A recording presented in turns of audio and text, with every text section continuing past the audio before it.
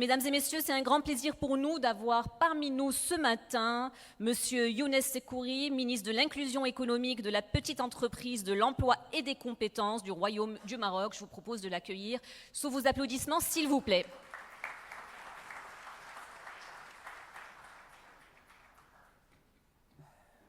Bismillahirrahmanirrahim, wassalatu wassalam ala rasulillahi ashrafil mursalin. Monsieur le Président, Madame la Première ministre, Monsieur le Vice-Premier ministre, Mesdames et Messieurs, je suis très ravi de prendre part à cette conférence et je félicite doublement M. Ibrahim et les organisateurs d'avoir relancé ce format qui est très adapté à une réflexion approfondie sur des sujets qui se posent de façon renouvelée aujourd'hui. Et deuxièmement, d'avoir choisi le thème qui est peut-être au cœur, et on va le découvrir au fur et à mesure éventuellement, qui est au cœur des défis auxquels les gouvernements sont confrontés dans une logique de transformation sociétale qui challenge les efforts et les politiques publiques. Vous avez posé une question de fond à travers un certain nombre d'axes. Vous avez parlé de financer la croissance et vous voulez parler également de la transition énergétique. Vous avez identifié l'axe du financement, vous avez identifié l'axe de l'investissement et de l'attractivité, vous avez identifié l'axe de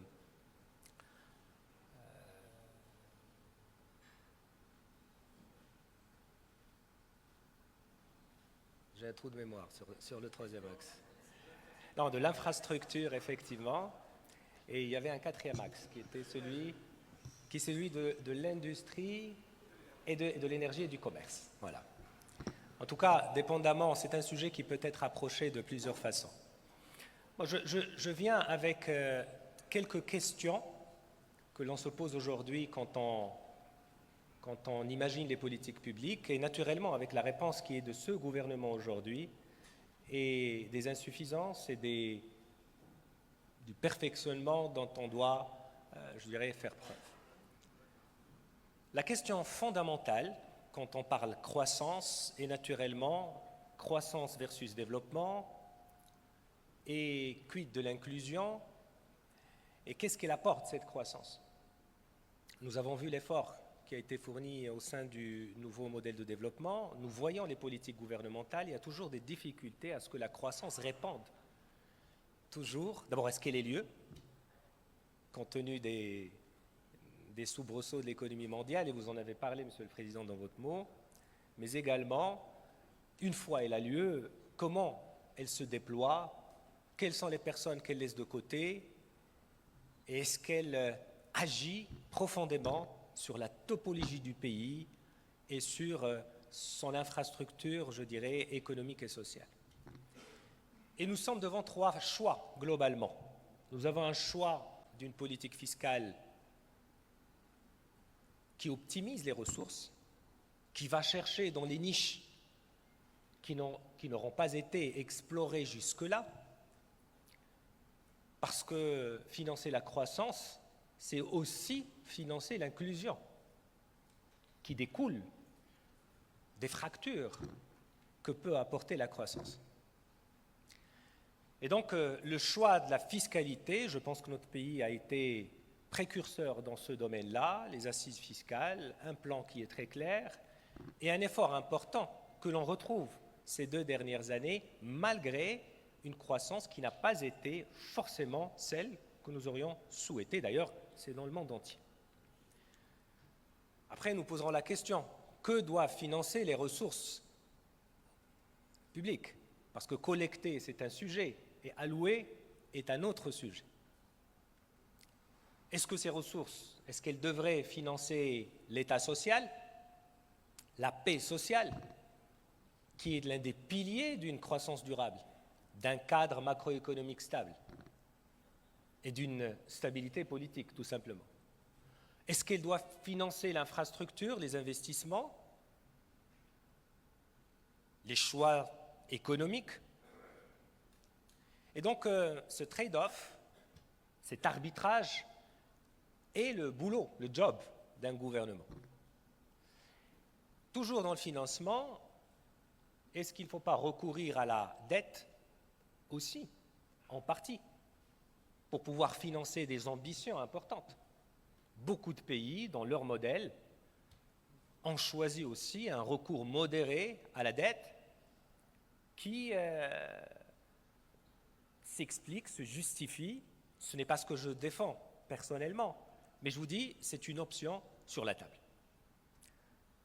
Nous avons également le choix des nouveaux types ou des financements innovants, et notamment des partenariats publics-privés. Parce qu'imaginons effectivement que l'effort en matière de fiscalité serve à financer les besoins de la population, les besoins sociaux qui sont importants pour qu'il n'y ait pas de fracture sociale. Naturellement, le reste, tous les grands investissements, budgétivores d'ailleurs, ne pourront mathématiquement faire l'objet d'un financement exclusivement public.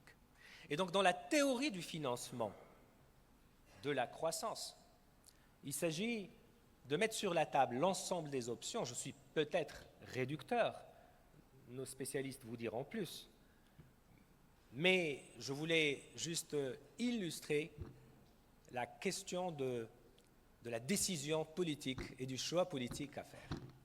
Et dans les années à venir, ces questions se poseront avec beaucoup plus d'acuité. Nous avons un bel exercice au Maroc qui est celui de la Coupe du Monde. Vous savez, il n'y a aucun pays qui est sorti bénéficiaire d'une Coupe du Monde. Mais nous avons cette ambition lancée par Sa Majesté, que Dieu l'assiste, pour que nous donnions un exemple différent et nous soyons au rendez-vous de la Coupe du Monde, non seulement en tant qu'événement sportif, et naturellement c'est un objectif de premier plan, mais également en tant que dynamique de transformation de la société avec tout ce qui en découle. La deuxième question que vous avez posée est celle de l'attractivité et celle de l'investissement. Oui, pour être attractif, il y a des réformes importantes. Vous ne pouvez pas être attractif du jour au lendemain en lançant une stratégie ou en ayant une vision programmatique. Ce ne sont pas les programmes que lance un gouvernement qui rendent le pays attractif. C'est beaucoup plus profond que cela. C'est d'abord une stabilité macroéconomique. Et nous avons réussi, grâce au travail du gouvernement, à maîtriser les ingrédients de la macroéconomie. Nous avons réussi à diminuer l'inflation, nous avons réussi à maîtriser les déficits. Cela n'a pas été simple, parce qu'il a fallu, en faisant cela, financer, et je reviendrai sur ce point à la fin, financer l'État social et financer la paix sociale dans ce pays. Nous avons, pour l'attractivité naturellement, le monde des politiques,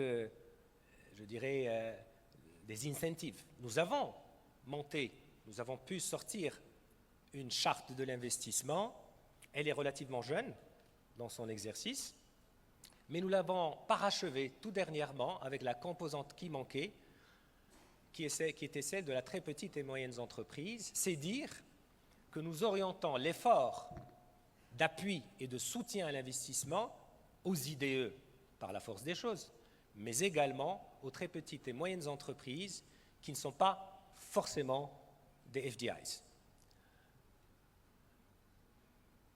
La question de l'attractivité est également une question de talent,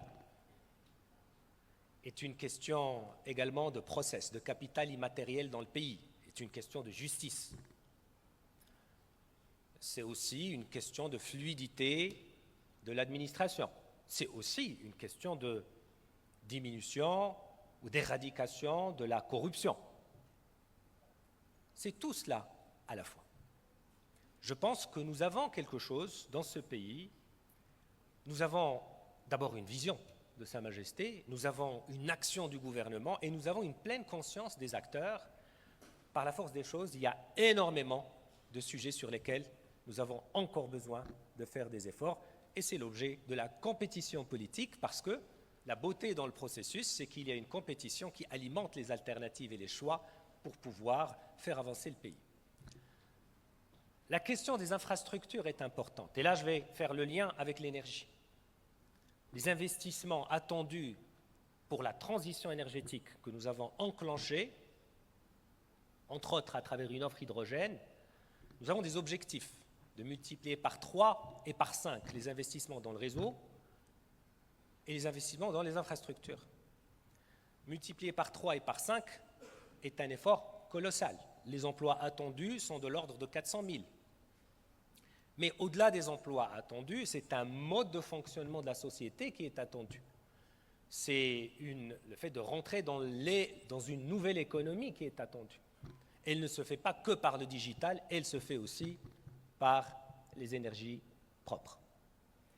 Et le défi que nous avons d'être parmi les first movers pour pouvoir accéder à cette énergie bas carbone et à coût raisonnable, avec un modèle économique qui se tient, n'est pas un défi simple. Parce que, au-delà de ce que peut faire une impulsion gouvernementale, il s'agit aussi de pouvoir prévoir les bons investissements à temps, faire les bons choix technologiques et faire tout cela à l'échelle. Je pense que le Maroc s'est déployé très tôt grâce à la vision de Sa Majesté et nous sommes en train de voir aujourd'hui des transformations majeures qui sont rassemblées dans des dynamiques plus grandes comme l'initiative transatlantique de Sa Majesté qui pose un cadre géopolitique plus large qu'une volonté intrinsèque d'un pays ou d'un gouvernement ou d'une nation et qui va à la rencontre des intérêts du continent et qui sont des intérêts, Dieu merci, convergents. Je finis par le sujet du trade, du commerce et de l'industrie. Vous l'avez cité, Monsieur le Président, l'industrie a été l'un des chevaux de bataille, si je puis m'exprimer ainsi, pour notre pays. Nous avons pu, en 15 ans, avoir 3 plans pratiquement, multiplier notre production et par conséquent aussi nos exports. Aujourd'hui, l'industrie automobile dépasse les industries chimiques et parachimiques, ce qui relevait du rêve, il y a une dizaine d'années. Et nous nous sommes implantés de façon solide, avec des écosystèmes qui fonctionnent, où il y a un peu de tout. Et nous avons une politique industrielle au Maroc, avec des politiques de contour en matière de ressources humaines, de formation professionnelle et d'appui à l'emploi. Cette politique a donné des résultats tangibles sur les indicateurs macroéconomiques, sur l'affichage du Maroc sur la scène internationale, et le plus important, c'est que ce dispositif, ce système, ce modèle est maroco-marocain, il est donc par définition africain, mais dont l'ouverture naturellement est le partenariat avec nos partenaires du Nord. Mais la question qui se pose à ce stade, que devient le consensus de Washington? Pour ceux qui s'y connaissent un petit peu, le monde avait voulu, il y a peut-être 2 décennies ou un peu plus, que les choses soient organisées d'une certaine façon, que des pays soient de bons élèves pour pouvoir apporter des réponses précises par rapport à la question du cadre macroéconomique, par rapport à la question de la politique monétaire, par rapport à la question de la politique commerciale. Et nous avons, par rapport à la déréglementation et la dérégulation, ce sont les 4 grands sujets. Eh bien, nous avons fait le travail. Nous avons commencé à la fin des années 90 de la déréglementation, la dérégulation. Nous avons dégrossi le mammouth, comme on dit. Nous avons fait, deuxièmement, une politique commerciale assez courageuse, avec une centaine de zones d'accords de libre-échange. Parce que si vous voulez fonctionner, il faut exporter. Si vous voulez exporter, il faut avoir des accords avec les gens. Il faut dialoguer, ce n'est pas toujours facile. Et nous avons travaillé sur notre politique monétaire et vous avez vu les différentes mesures qui portent sur le dirham, sur la valeur, sur sa flexibilité et sur, par conséquent, sa résilience et ce que nous proposons à l'échelle monétaire internationale. Mais vous avez vu naturellement qu'il y avait aussi des changements, ou qu'il y a des changements en cours sur la scène internationale sur le plan du commerce. Or, c'est le commerce qui régit principalement et de façon première les relations entre les nations, parce que si vous ne pouvez pas commercer, les équations économiques tombent toutes pratiquement à l'eau. Et donc nous avons de vrais challenges, surtout pour des pays de notre taille ou de nos tailles respectives. Car quand les règles à l'international deviennent plus contraignantes pour des raisons géopolitiques évidentes de nos jours, des pays émergents à revenus intermédiaires ne sont pas tout à fait à l'aise parce qu'ils doivent redoubler d'efforts, trouver des marges de manœuvre au-delà des règles communes, par exemple, de l'Organisation mondiale du commerce, même si nous y sommes et nous y croyons, mais il va falloir faire plus que ce qu'offre le cadre international en matière de visibilité et de lisibilité sur le plan du commerce international. Et donc c'est un nouvel axe qui se rajoute à la réflexion de tout gouvernement, de toute politique publique, avec beaucoup d'acuité pour pouvoir prendre les bonnes décisions au bon moment, choisir les créneaux, les positionnements, le mix des investissements, tout cela conjugué à un effort géopolitique important qui aujourd'hui est celui qui drive l'économie internationale et non l'inverse. Je finis, mesdames et messieurs, par un message de projection et d'espoir pour nos nations et nos pays. Nous avons des populations qui aspirent à un niveau de vie meilleur.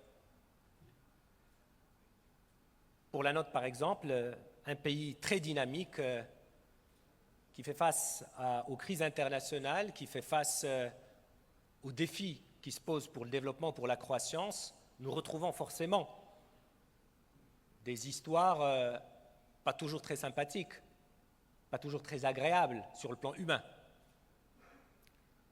Nous pouvons retrouver de l'exclusion, nous pouvons retrouver du chômage. Pour ce gouvernement, par exemple, nous avons pris 2 décisions majeures. Il y en a beaucoup, mais 2, si je n'en devais retenir que 2. La première a été de mettre en place un cadre qui promeut la stabilité et la paix sociale. Nous avons lancé un dialogue social et nous commençons à cueillir les résultats de ce dialogue social avec une capacité à se réformer. Un pays qui veut financer la croissance, un pays qui veut avoir un ancrage dans la nouvelle économie doit avoir la possibilité de se réformer. Si vous êtes en démocratie, vous ne réformez pas quand vous le voulez. Vous le faites avec les autres. Et le dialogue social est l'un des instruments, au-delà naturellement de la médiation politique, qui permet de le faire. Nous avons dernièrement pu voter une loi historique dans notre pays, qui est la loi qui fixe les conditions et modalités d'exercice de droit de grève, qui a attendu pendant 62 ans. Et nous partons dans un voyage de réforme sur les 6 prochains mois pour pouvoir apporter des transformations importantes avec les partenaires sociaux dans le domaine du travail, de l'emploi, des syndicats, de la justice et bien d'autres. À côté de cette capacité à réformer, il va falloir faire des choix. C'est par cela que j'ai commencé, c'est par cela que je finis, en matière d'allocation de nos ressources et de priorité. Si notre pays a pu mobiliser plus de 10 milliards de dollars additionnels chaque année pour financer l'État social, à travers la couverture sociale, à travers les aides sociales directes, à travers le dialogue social et la réforme d'un certain nombre de secteurs, sans avoir, le moment où nous avons pris cette décision, nous n'avions pas forcément les bonnes projections au niveau des finances de l'État. Si nous avons pris cette décision, c'est parce que nous croyons aussi en notre pays, en notre jeunesse et en notre capacité à relever les défis ensemble. Et Dieu merci, nous sommes en train de retrouver aujourd'hui, grâce au travail de beaucoup de personnes, grâce au travail de beaucoup de partenaires, nous sommes en train de cueillir les résultats de ce courage politique et de ce pragmatisme, mais également de cette foi dans la jeunesse, dans notre pays et du modèle africain. Merci, mesdames et messieurs.